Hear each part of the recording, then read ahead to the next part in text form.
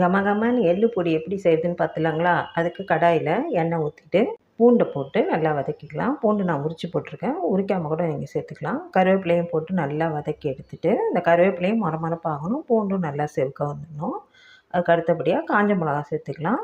நான் 4 மிளகா சேர்த்துருக்கேன். உங்கள் காரத்துக்கு ஏற்ற மாதிரி சேர்த்துக்கோங்க. அப்புறம் புளியை வந்து நல்லா வறுத்து எடுக்கும்போது தான் டேஸ்ட்டு நல்லாயிருக்கும். அதனால் புளியும் நல்லா செவக்க வறுத்து எடுத்து வச்சுருங்க. அடுத்ததாக கருப்பு உளுந்து நான் முழு உளுந்து எடுத்திருக்கேன். நீங்கள் உடைச்ச உளுந்து கூட எடுத்துக்கலாம். இதுக்கு வந்து கருப்பு உளுந்து தான் கண்டிப்பாக சேர்க்கணும். வெள்ளை உளுந்து சேர்த்திங்கன்னா அவ்வளோவா நல்லா இருக்காது. கருப்பு உளுந்து செவந்த அப்புறம் கருப்பு எள்ளு. இந்த எள்ளு போடும்போதே நல்லா படபடன்னு வெடிக்க ஆரம்பிச்சிடும். அதையும் நல்லா பொரிய விட்டு எடுத்துடுங்க. கருகாமல் பார்த்துக்கோங்க. கருகிடுச்சுனாக்கா கசப்பு எடுக்க ஆரம்பிச்சிடும். இப்போ எள்ளும் நல்லா வறுபட்டுடுச்சு. அவ்வளவுதான்.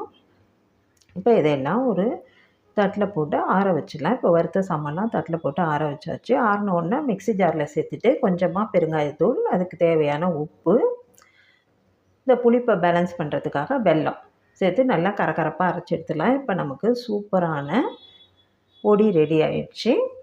எள்ளு பொடி கமகமன் வாசனையோடு ரெடியாக இருக்குது. இது கூட தோசை, இட்லி எது வேணா தொட்டு சாப்பிட்டு அட்டகாசமான டேஸ்ட்டில் இருக்குங்க. இது கூட நெய் கலந்து சாப்பிட்டோம்னா ரொம்ப நல்லாயிருக்கும்.